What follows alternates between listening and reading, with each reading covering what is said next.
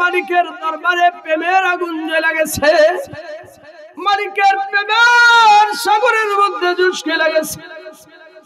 এবার মালিক 1 মাস পরে ফেরেশতা পাঠায় দেয়, যাও যাও আমার দোস্তের কাছে যায় বলো, আমার দোস্তের কাছে সংবাদ দাও, আমি আমার গুনাহগার বান্দাটারে মাফ করে দিছি। এবার ফেরেশতা বলে, ওগো সরকার, গোটা দুনিয়ার সমস্ত মাখলুকাতের রিজিকের ব্যবস্থা করেন কে? আল্লাহ রাসূল বলেন আল্লাহ। আল্লাহ রাসূল বলেন সমস্ত মাখলুককে রিজিক আল্লাহ দেয়, আমাকে আল্লাহ দেয়।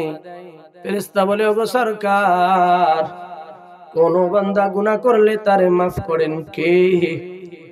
সরকার বলেন আল্লাহ। এবার যখন বলছে,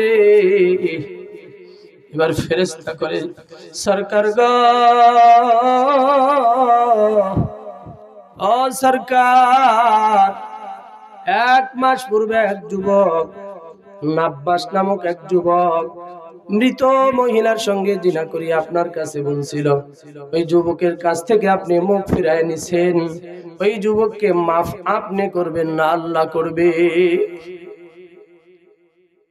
এবার ফেরেশতা বলে, ওগো সরকার, ওই যুবক এত কাঁদছে,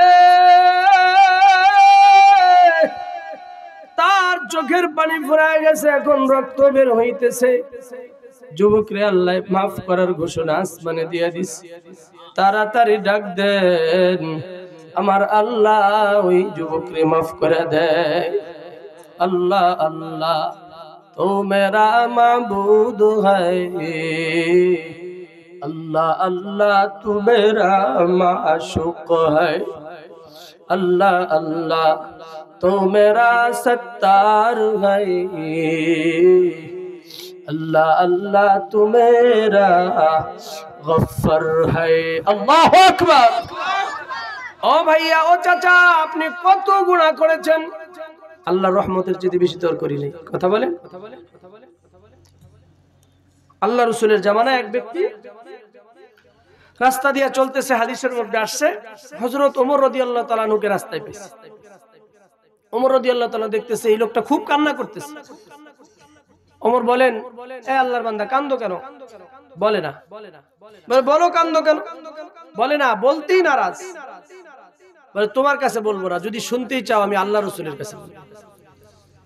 আমি একটা অপরাধ করেছি, যদি বলি তো আল্লাহ রাসূলের কাছে বলবো, আল্লাহ আমারে মাফ করবেন। ওমর রাদিয়াল্লাহু তাআলা নিয়ে গেছে আল্লাহ রাসূলের কাছে।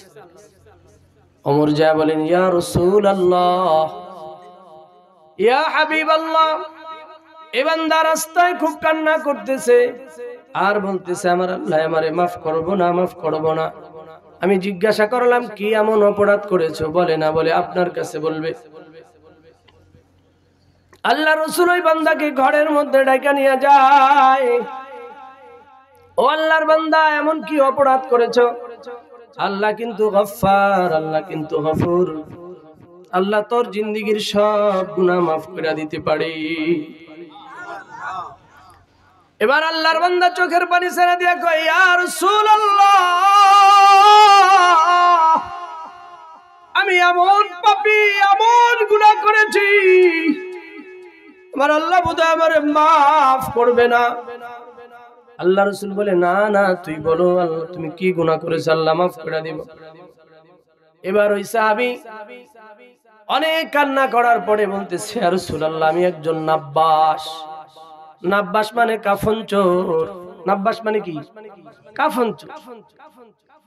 ইয়া রাসূলুল্লাহ, মদিনার যে কবরস্থানে কবর দেওয়া হয়, সব মানুষগুলা যখন চলে যায়, আমি রাতের অন্ধকারে যায় কাফন চুরি করিয়া বাজারে বিক্রি করি। আল্লাহ রাসূল বলেন, আজকে থেকে তওবা কর, আজকে থেকে মাফ চা, আল্লাহ তোরে মাফ করে দিব।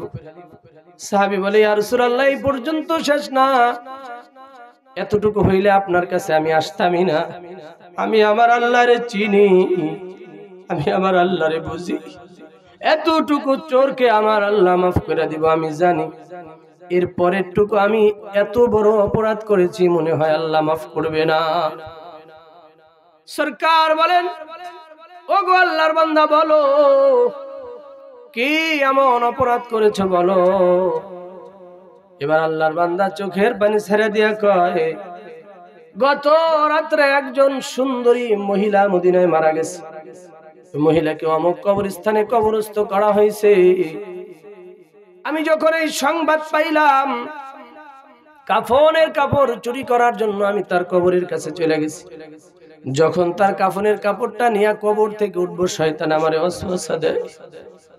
শয়তান আমারে ওয়াসওয়াসা দিয়া বলে, এত সুন্দর নারী তুই কই পাবি রে?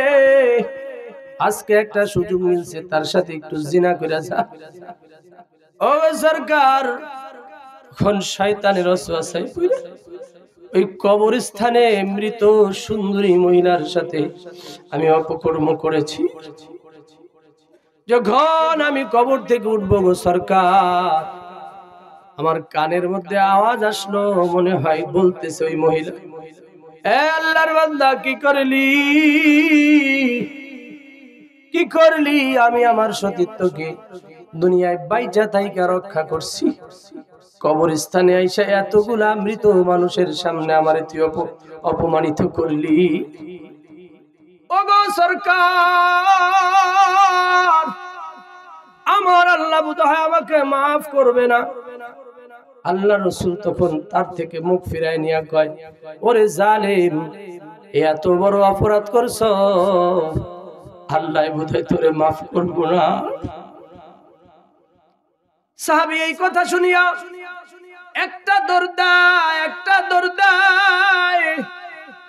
একটা দৌড় দিয়া পাহাড় পর্যন্ত চলে গেছে, পাহাড়ের চূড়ায় যায় উঠছে। সাহাবী ভাবতেছে, হায় হায়, আল্লাহ রাসূল আমার থেকে মুখ ফিরায় নিছে, এখনই আসমান থেকে আয়াত নাযিল হইবে, আল্লাহ বলবে তোরে আমি মাফ করব না। চলে গেছে আল্লাহর বান্দা পাহাড়ের চূড়ায়, 1 মাস খাবার দাবার সব বন্ধ। কানতে কানতে কানতে কানতে চোখের পানি ফুরায় গেছে। এবার পানির বদলে রক্ত বের হয়। এই দুনিয়ার সব মানুষের দরজা বন্ধ হইতে পারে, যার দরজা খোলা থাকে তিনি কে? এ মালিকের দরবারে প্রেমের আগুন জ্বলে গেছে, মালিকের প্রেমের সাগরের মধ্যে জুসকে লাগেছে। এবার মালিক 1 মাস পরে ফেরেশতা পাঠায়া দেয়, যাও আমার দোস্তের কাছে যায় বলো, আমার দোস্তের কাছে সংবাদ দাও, আমি আমার গুনাহগার বান্দাটারে মাফ করে দিছি। সাহাবী আয়েশা বলতেছে, ওগো সরকার, গোটা দুনিয়ার সমস্ত মানুষকে সৃষ্টি করেছেন কে? আল্লাহ রাসূল বলেন, আল্লাহ। আমাকেও বানাইছে আল্লাহ। এবার ফেরেশতা বলে, ওগো সরকার, গোটা দুনিয়ার সমস্ত মাখলুকাতের রিজিকের ব্যবস্থা করেন কে? আল্লাহ রাসূল বলেন, আল্লাহ। আল্লাহ রাসূল বলেন, সমস্ত মাখলুককে রিজিক আল্লাহ দেয়, আমাকেও আল্লাহ দেয়। ফেরেশতা বলে, ওগো সরকার, কোন বান্দা গুনাহ করলে তারে মাফ করেন কে? সরকার বলেন, আল্লাহ। এবার যখন বলছে, এবার ফেরেশতা করে, সরকার গো, ও সরকার, 1 মাস পূর্বে এক যুবক, নাব্বাস নামক এক যুবক মৃত মহিলার সঙ্গে জিনা করি আপনার কাছে বলছিল, ওই যুবকের কাছ থেকে আপনি মুখ ফিরায় নিছেন, ওই যুবককে মাফ আপনি করবেন না, আল্লাহ করবে। এবার ফেরেশতা বলে, ওগো সরকার, ওই যুবক এত কাঁদছে, তার চোখের পানি ফুরায় গেছে, এখন রক্ত বের হইতেছে। যুবকরে আল্লাহ মাফ করার ঘোষণা আসমানে দিয়ে দিছে, তাড়াতাড়ি ডাক দেন, আমার আল্লাহ ওই যুবকরে মাফ করে দেয়। আল্লাহ আল্লাহ তো মেরা মাবুদ হ্যায়, अल्लाह अल्लाह तू मेरा माशूक है, अल्लाह अल्लाह तो मेरा सत्तार है।